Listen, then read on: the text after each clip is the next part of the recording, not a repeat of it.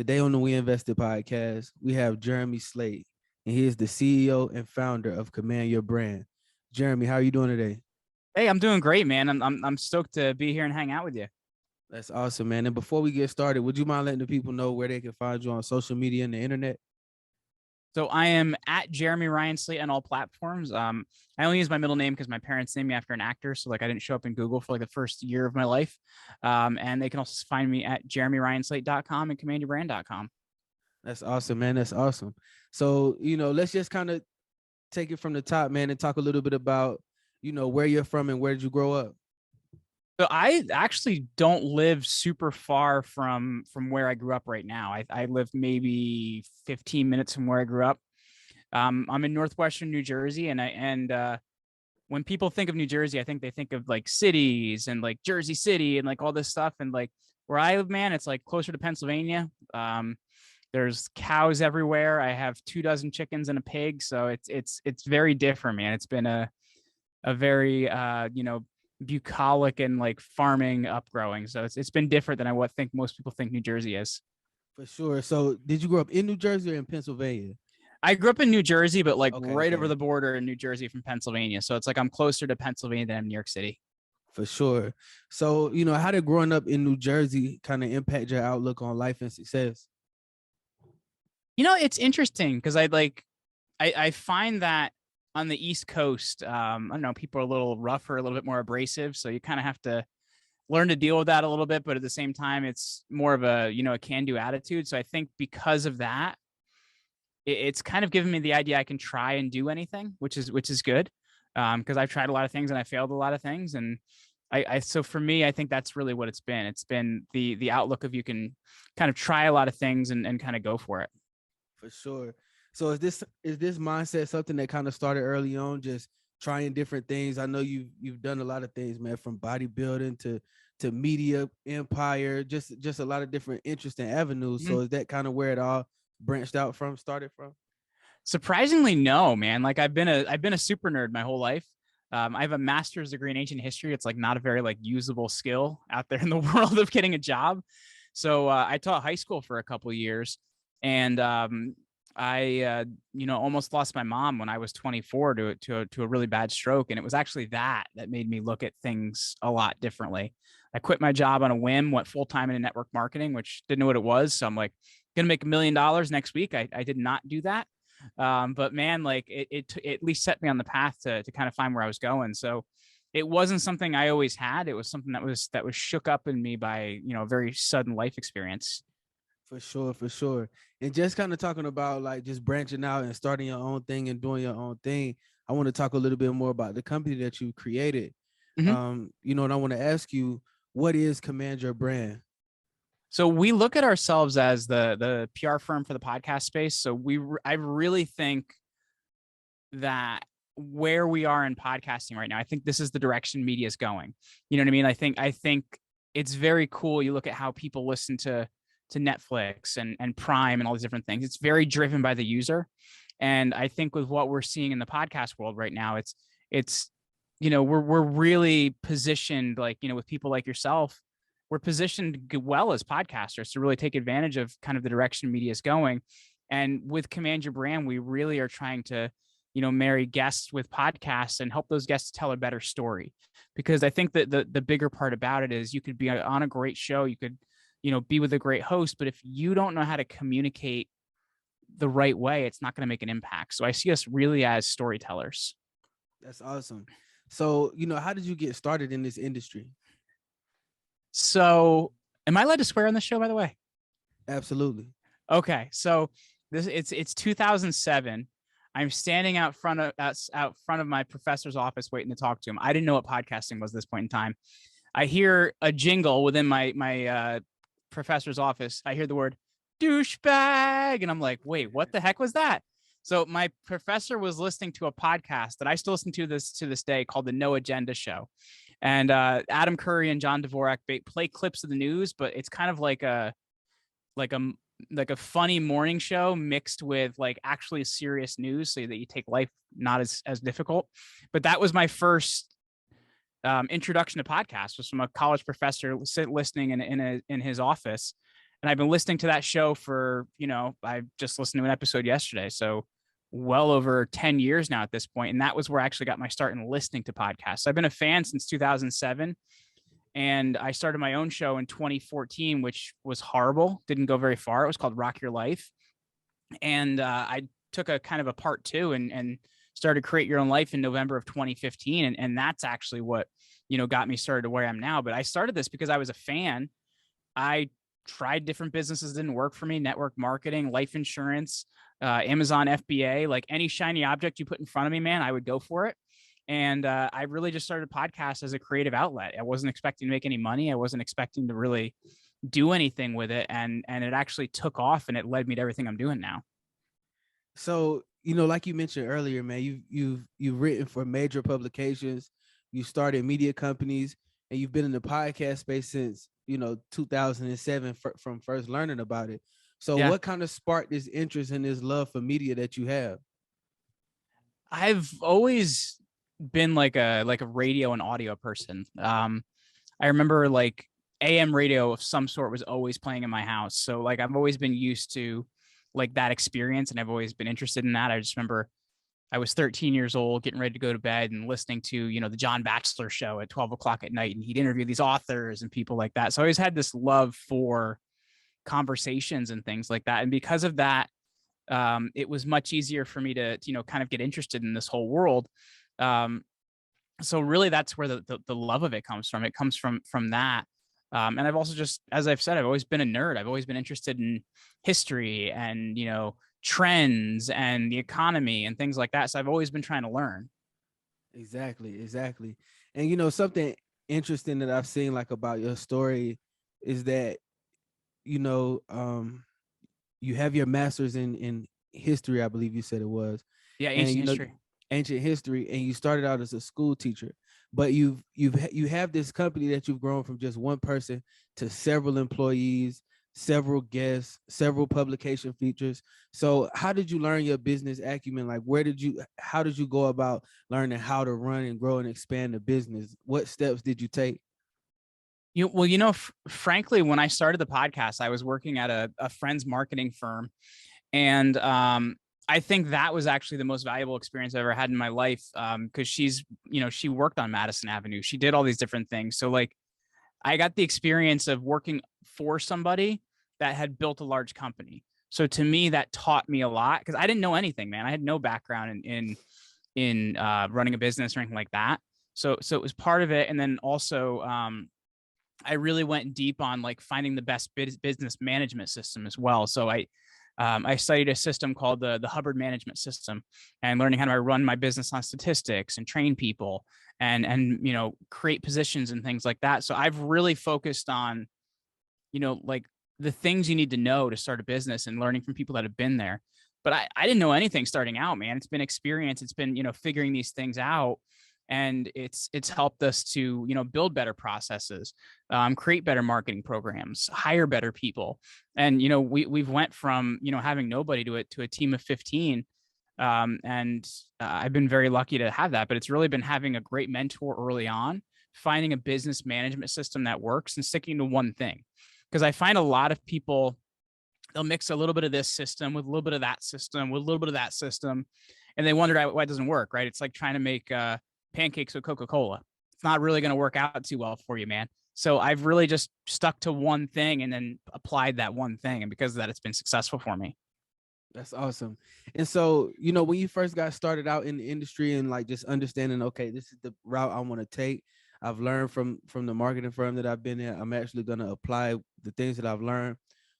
How was that transition for you? Was it ever intimidating?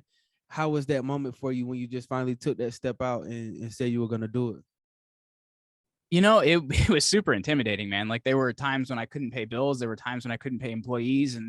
And frankly, I pride myself early on in never missing a paycheck. There were times I didn't get paid, but my employees have never missed a paycheck. So, really, I think there's been a lot of learning experiences around like Because, you know, the first version of what we did, we had another business partner, and I didn't know much about partnerships. I didn't know much about contracts. And, you know, so I learned like, okay, so what is the importance of contracts? You know, bringing a business partner is kind of like getting married. So you need to understand that as well. So that was really, really vital. And, you know, just kind of getting out there and continuing to move forward, man. Yeah, man, it's something that I noticed um that I noticed and recognize about kind of your story is just that, like, you know, you followed your passion, you know, you did it for the love and then the money, and not for the money, and then everything else kind of just follows. So it was really like you just focused in and honed in on your passion. And, you know, with that being said, I feel like it's just a great segue into, you know, your latest book, or your up and coming book, Unremarkable to Extraordinary: How to Ignite Your Passion to Go from Passive Observer to Create to the Creator of Your Own Life. So can you just talk a little bit about, you know, you personally following your passion, and even, you know, becoming an author and writing these books? You know what's interesting is actually like one of the things I say in the book is following your passion is probably the worst advice you can ever get. And I read a book number of years ago, and I feel like I'm always recommending it. It's called So Good They Can't Ignore You by Cal Newport. And Cal talks about finding something you're good at and continuing to work at it and work at it and work at it until that thing becomes effortless. And that's actually where you can, you know, make money and do some really incredible things. So I think like the thing that's important to realize is your passion also has to match up with something that makes you money. Right. I think too many people are like, well, I never want to work a day in my life. And it's like, well, that's great, but you need to be able to pay for stuff. So like, I think it's really important to make sure that, yes, you apply yourself at something you're good at and something you enjoy, but you don't exactly have to be passionate about it up front, man. You know, passion comes with, you know, the ability to do more with it, the ability to make an impact. And that's one of the biggest concepts I talk about in the book, because I think, you know, I'm going to be 35 in May. So I think my generation, like, has this weird idea of like, you know, find your passion and never work a day in your life. Well, finding your passion is actually an active process, man. You got to try a lot of things that aren't your passion to get to your passion. So I think that's one of the key things I've learned. And one of the key things I've learned from all the people I've talked to is, you know, life is hard. Life takes work. And, you know, that's really an important, vital thing. And, you know, even where we come from in the title, unremarkable to extraordinary, we're all unremarkable, but it's what we do every day that makes us extraordinary. You know, you look at one of the conversations I had was former Philadelphia Eagles safety Brian Dawkins. Brian Dawkins, not a big guy, undersized guy. He would outwork you. He would outpractice you. He would work harder than you. And that's what it's about being extraordinary, man. It's realizing life's never going to be given to you. It's showing up every single day, grinding it out, and realizing that there's success at the end of that. But that's really what it's about, man. No, that's incredible. I mean, it's something that kind of jumps out to me. A lot of people, when they first start podcasting, they feel like, man, I'll never make any money at this. And a lot of people give up on it early on. So what drove you to keep recording and to keep doing it until you grew it into this massive brand and this massive top 100 podcast? Frankly, it was the fact that I had a job when I started it. Like, I feel like that's actually pretty important, because like as an entrepreneur, you have to be able to see like 3 days from now, 3 years from now, 3 months from now, and also look at the past and what's happened there while also staying in the future.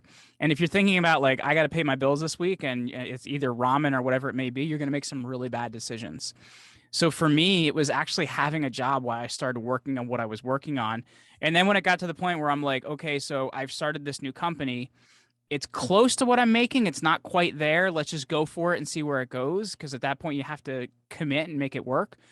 But I think, frankly, it was because I was allowed to be a creative, enjoy what I was doing, and really just have fun conversations. And frankly, have a boss that allowed me to do that and embrace that, which was super cool. Like, she let me do interviews in the middle of the day, and things like that. So to me, the fact that I had some stability while I was creating was actually vital. I find that, you know, even with my first business, right? I jumped full time into network marketing from teaching. Really bad decision, right? Because especially in that business, you're not going to make a ton of money right away. So when you start something, you're better off starting it while you have something else so that you make better decisions. So for me, that's why I was able to do well with it, because, you know, I wasn't making a ton of money, man, but my basics of food and shelter were covered. So I could really focus on being a creative. So, I'm kind of jumping all over the place right now, but for your new No worries, man. for your new book, for your new up and coming book, Unremarkable to Extraordinary, what was that process like for you creating this book and writing this book? How personal was it to you when you were, creating this? You know what's interesting, man? Like I started this book back in the middle of 2019, and then 2020 happened, and I threw the whole thing out, and I started all over again because the world has changed so much in the last 2 years. I realized that I had changed and my insights had changed, and because of that, frankly, I like the book way better now and what I've written, and I feel like I've gotten clearer in my own voice. I've had better insight. I've had better conversations. Um, and that book I wrote 2 years ago wasn't going to be the right book. Like it had to be how it happened. Like, so, it sucks that the world changed so much, but at the same time, it made me kind of look around me and be like, well, I guess there's a lot of observations to make here and a lot of learning points to make here. And it really changed the conversations I was having and kind of the slant of my content. That's awesome, man. And just kind of speaking of conversations and content, how can an individual utilize this $1 billion podcast market? Well, it starts with, niching down. And that's what I think what's cool about with what you're doing with We Invested is you've really picked a niche. And I think where a lot of people mess up is they try to go super broad. And I think when you really niche down, you can kind of really create that, power terminal to start out with.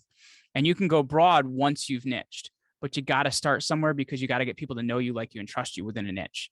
So if you really want to win in the $1 billion podcast marketing, which is wild, man, I think in terms of advertising now, I think we're closing in on $2 billion spent in podcasting. It's actually grown big time through the pandemic, which is pretty incredible. But if you really want to win in this space, man, you got to niche down and you have to have an interview show and because having an interview show allows you to connect with people and it also allows you to have branding positioning. There's a great book by Al Rees. It's called Positioning: The Battle for Your Mind. It was written in the 70s. It's a really, really good book.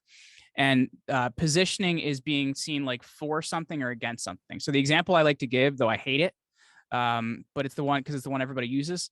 It's we're the Uber of blank. Well, people are grabbing Uber because Uber already has that spot in your mind. So you can be like, oh, okay, so it's like Uber. So positioning is when you're seen for something or against something, right? Like, oh, we're not Coke, we're not Pepsi.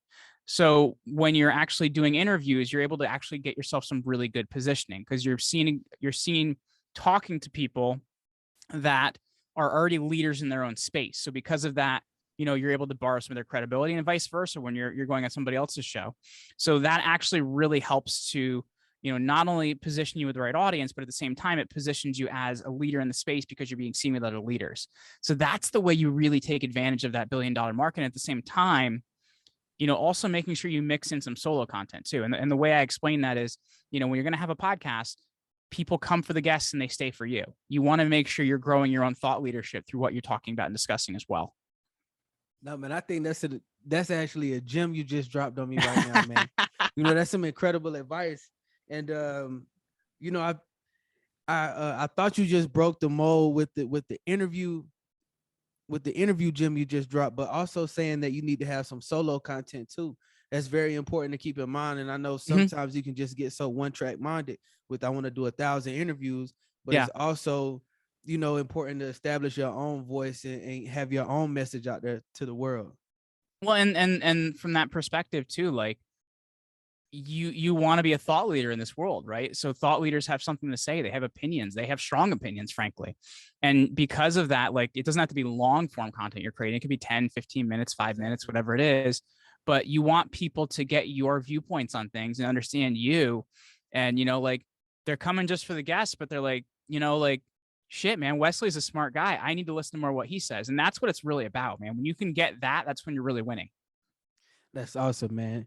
So, you mentioned a little earlier that there were multiple facets to running a business, from the PR side to the marketing side to sales to having employees. So, just between PR, marketing, and sales, what would you say is that right combination to scale your company? So the way I look at it, because I think it's interesting. I think everybody in the world wants everything to be marketing, and then they wonder why they're not selling anything. When you look at it, I look at it as public relations and marketing and sales. If you're not selling, something's wrong with your marketing. If your marketing isn't converting, something's wrong with public relations. So public relations, a public is just a type of audience. So your audience may be investors, it may be marketers, it may be moms, whatever it may be. That's your public. That's the audience you're talking to. So public relations is how you relate to them or how they know, like, and trust you. So when you're looking at that, you want to be taking a look at, am I appearing in the right publications? Am I writing for the right places? Am I speaking on the right stages? Am I mentioned in newspapers? All those things are public relations. And when you do those, your marketing converts better and it's less expensive, frankly, because like you could have 5,000 people landing on your site, but have never heard you, they don't trust you, whatever it is, they're not going to buy from you. So if you're not selling, you take a look at your marketing. If your marketing's not working, you take a look at public relations. And that's really what it all comes down to, man. You can work it forward, you can work it backwards. But if something's broken, it's usually the thing everybody ignores, which is public relations. No, that's awesome, man. And public relations is something that I'm finally learning more about and kind of learning the secret not hacks of it, but just the magic to it. And kind of just finding out the wonders in that public relations can work for an individual and a company is really incredible. Well, I got some gold for you on this one, man. It's called the small pond strategy, right? Everybody's a big fish in a small pond somewhere, right? I grew up in a small town, 5/8 of a mile in size, nothing happens there. So, which means if I print a press release and send it to the local newspaper, which prints every Thursday, they're going to run it word for word. And so you want to look at places where you're a big fish in a small pond, places where you have little competition, your local newspaper, local magazines, your Rotary Club. I went to Seton Hall University in New Jersey. They have a big color magazine that goes to the whole alumni database. Those are your small ponds. So what you want to do is get press releases in those different publications. There's a great article by HubSpot. They update every single year. It's called How to Write a Press Release in whatever year you're listening to this in. So How to Write a Press Release in 2022. And they'll teach you how to find out what's newsworthy and write about that. So then when you write that press release, you send it into that publication. You look for either newsroom, news tips, things like that. And you send those in, and you want to go for print stuff. The reason you go for print is because they're really easy to get right now when they're local and small, because nobody thinks of them. Right. And they all have an online version that runs in Google News. So it'll also run in Google News as well. And there's not a ton of competition, but you're getting backlinks, which is brilliant. And so you really want to focus on those small ponds. And the thing you should set up for yourself is you go to news.google.com and you set up Google alerts for your name and quotation marks. The reason is you do quotation marks is because you're going to get a lot of results that aren't correct, because it might be Wesley Chapel, which is a town in Florida, or it could be you know what I mean? So you want to do your name and quotation marks. You get only results for you, but doing this stuff, you're going to start to build up brand in an easy way that nobody's thinking about. Man, Jeremy, you're a genius. You're a genius. You just blew my mind right now. And you just gave me a lot of homework to do, man. I appreciate you for sharing that valuable information, man. I could take real action with that. Hey, I'm all about action, man, because PR, it can all be boots on the ground stuff that every single one of us can do. And you get to a certain level in your business, sure, you can hire somebody to do it for you, and that's going to definitely help. But early on, man, it's something we can all do that's going to create more trust, that makes our marketing more successful, and it makes our sales more successful. That's awesome, man. So, you were able to command your brand by 71% in a down economy. How did you accomplish this task? How did you accomplish this feat? So when everybody runs right, I run left. When everybody runs left, I run right. And I think that's the biggest thing you got to think about. So when, in 2020, when everything just kind of dried up and, we had I forget how many days it was to flatten the curve, and people started laying people off and everybody's working virtually. I was like, well, shoot, man, there's a lot of people out there that are looking for jobs that I couldn't have hired before, and now I can.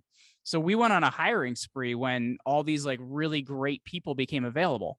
So we built up our company that way. We also took a look at a lot of our processes, and we realized frankly, one of the big things we were missing was a really good quality control part of our company. So we built up our quality control division, which was important. Making sure not only is a program done, but it's done well, and clients are referring because of that. We also took a look at our processes, and we designed better processes. We got every single employee in our company on weekly training. So we just really focused on like, hey man, everybody else is backing off, let's double down. And because of that, we were able to pick up a lot of real estate that a lot of people just, at that point, we're just kind of letting go because crazy world stuff. Nah, that's remarkable, man. And at that time in 2020, a lot of people were nervous, fearful, afraid. What gave you that fearlessness just to like you said, double down and just kind of mash the gas? Well, at that point in time, like we had been kind of like this modified schedule where we have an office. We're not there every day. We're not there every day, but we've been mainly virtual. So I was like, well, shoot, I can save some money by not paying rent anymore. And let's just focus on building this really great virtual company. So because of that, we could hire all over the country, all over the world. So for me, it was just, I was looking at the opportunity in it. And that's one of the big things I talk about in my book, Unremarkable to Extraordinary, is any adversity that comes at you when you're looking at something as an extraordinary person, you look at where's the win in this, because it's always there. You just got to find it. So for me, I was like, okay, there's got to be kind of something I can win in this situation. And for me, it was like, okay, everybody is retreating. I'm gonna march forward. Was I courageous? No. Did I know everything was going to get better and change after 2 years? No, I didn't. But at the same time, I was like, well, this is where I can win right now. I'm just going to go for it. That's awesome, man. And you're also the creator and the host of the Create Your Own Life podcast, where you've interviewed some very interesting people, man, from Grant Cardone to Danica Patrick, just all type of dope people. So what was the vision and the idea behind this podcast? Frankly, I always wanted to write a book with it, but I didn't really have the courage early on to do it. So for me, it was, okay, well, who do I want to be a student of? And I want to learn what greatness is. So because of that, I'm like, well, who are the people I'd want to learn from? So I made a list of the top 100 people I most admired. I reached out to them, and I had a lot of success early on with getting a lot of those interviews. And I continued to reach out and grow that list. And, there's hundreds of people on it at this point. But I've really decided, who do I want to learn from? And that's really where the podcast came from, because I failed at so many different things. I figured there must be something I'm missing, right? There's got to be something I don't know. And in that process, I actually became the person I am now through that learning, which has been a very, very cool experience. So it's just, I wanted to learn from all these people. And, frankly, now I find myself among a lot of them, which has been a very cool experience. So, and I don't know if this is fair to say, but I would say, excluding the people that you've interviewed previously, who would you say are some people that you look to for inspiration today? That I look to for inspiration, like in terms of like how I interview, or just in general inspiration? In general inspiration. It could be from business, personal life, anything. Chris Rock's face, because that man can take a slap. No, I'm kidding. I couldn't help myself. Frankly, and nobody really talks about him anymore, but Baron Davis, man. Baron Davis is doing some very cool stuff in the business world after, he kind of, went out of the league a number of years ago. So it's been pretty cool.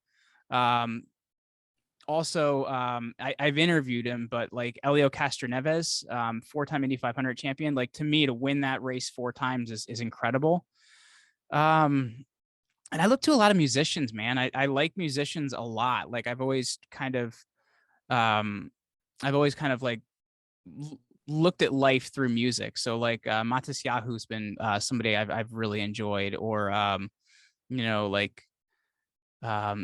you look at like the empire Jay-Z has built and things like that. So like I'm always looking at musicians and people kind of in that world, because artists are people that are creating the future and the reality that a lot of us can't see.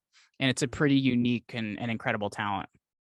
Man, yeah, you really might be a genius, brother. That's a great way to look at it. Artists are, you know what I mean? Like, it's like, look at that. Like let's think about that. Like somebody can create a song or create a verse or whatever it is. And like, I can't do that. Like, to me, like that's such an incredible thing that somebody has that talent. Or like with a lot of rappers these days, like they can make a trend or do something, and then 3 years later, everybody's doing it. Like the whole world is doing it. It's crazy. Well, social media has really helped them with that, man, because they have so Yeah, much more access to people than they had. Like, like you think about in the 90s, like how much harder it was for an artist to get discovered. Like somebody exactly. would have to show up at your show, or you'd have to consistently go out, or whatever it may be. Like, like there's a band that was like popular in the mid 2000s, Panic at the Disco. They got discovered from a YouTube video. Like that doesn't happen. That didn't happen in the 90s. Like there's so much more access now, man. Exactly. Man, and you mentioned a lot of team players, from Brian Dawkins to Baron Davis, and talking a little bit about the empire that Jay-Z built, but just kind of speaking and focusing on teams. What would you say is the importance of having a team, and how did you focus on building yours? I think having a team is vital. It's the only way you're going to help a lot of people. But frankly, I really struggled early on in thinking if I didn't do it myself, it wasn't done correctly. And I think it's something a lot of entrepreneurs struggle with. But eventually I got to a point and I'm like, you can't really make an impact by yourself. It's just not possible. There's not enough hours in the day. You can't do all these things and do them well. So to me, it was realizing, well, if somebody does something 50 or 75% as well as I did, but it's getting done and I don't have to do it, and then it allows me to do other things, that's a big deal. And what was interesting? They didn't do it 50 or 75% better than I did. They did it like 150% better than I did, because they actually were focused on that job and they were there. So to me, it was getting over my own like hesitance in hiring. But when you hire somebody, I find a lot of people are like, all right, so you're here for sales, but they don't teach them how to do the sales process. So we are meticulous in the processes we build, step by step by step by step. What does that person have to be like? What should that person be reading? What should that person be doing? So because of that, they can actually inhabit that, and they don't always come back to you for help. No, that's awesome, man. So, you've been in, multiple publications. You've worked with some of the biggest name in business, some of the biggest names in business. You've built a huge brand. How do you define success as an entrepreneur? It's being able to do what I want with who I want when I want. And it comes down to being able to like really spend time with my family. And if I want to help, other causes in my life, I can do that, not because I have to, but because I want to. And I think that's what success is. It's enabling you to like, really live a more full life. It's not always tied to money. It's not always tied to all these things, but it's really living a fuller life that, you can spend time with your family. I have two daughters. One is 3 and the other one's going to be 1 next month. And to me, to be able to spend time with them and everything else is just a really important thing. So what would you say is the most important reason for your success? That's a tough one, man. I think it really comes down to always being willing to learn. And that kind of goes back to, like why I went to grad school, because I wanted to learn, why I became a teacher, because I was like, well, I liked learning, so I guess I should teach, which was not the same thing. And it's why I've been successful at the podcast, because I wanted to learn. It's why I've been successful at starting a business, because I wanted to learn. Like I'm very inquisitive. I'm very interested, and I always want to learn. I think to me, that's always been my superpower. How would you like for people to remember you and your company? That we gave a voice to people that mattered. And I think that's what it comes down to, man, is giving a voice to people that matter so that they can make a bigger impact. That's how I hope people would remember us. What does the future of Command Your Brand look like to you?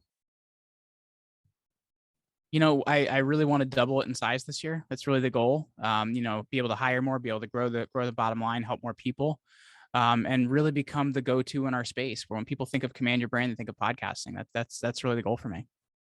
That's awesome, man. Jeremy, thank you so much for your time today, man. And before I let you go, at the end of every podcast, we like to play a rapid fire question game where I ask you 3 questions. So if you're willing to play, I'll go ahead and ask. Let's do it. Question number 1, where's your favorite place to travel? Budapest, Hungary. Why? I love Hungarian food. Always traveling on my stomach, man. Good answer. And look, question number 2, what song represents your life the most? Like a warrior, Matisyahu. All right, all right. Look, final question.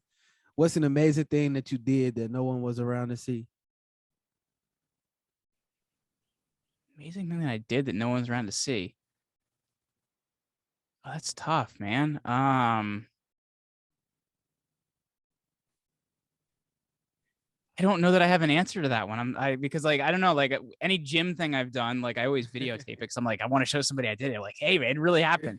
I don't know, man. To be continued. Maybe it hasn't happened yet. I don't know. I like that answer, man. And look, I got one more question for you before I let you go. Can you let the people know when Unremarkable to Extraordinary is coming out and where they can purchase this amazing book?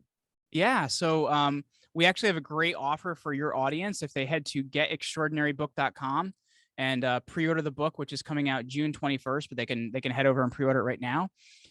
If they come back with their receipt or their order code, we're going to give them a free version of the audiobook. We're also going to give them our program, 30 Days to Extraordinary. So that's getextraordinarybook.com. That's incredible, man. Jeremy, thank you so much. I really enjoyed talking with you and learning from you. And like I said, man, you dropped a lot of gems, man, and gave a lot of valuable information. So thank you. Hey, I really appreciate it, man. You're a good facilitator and you ask some great questions. So I appreciate you having me, man. Awesome, man.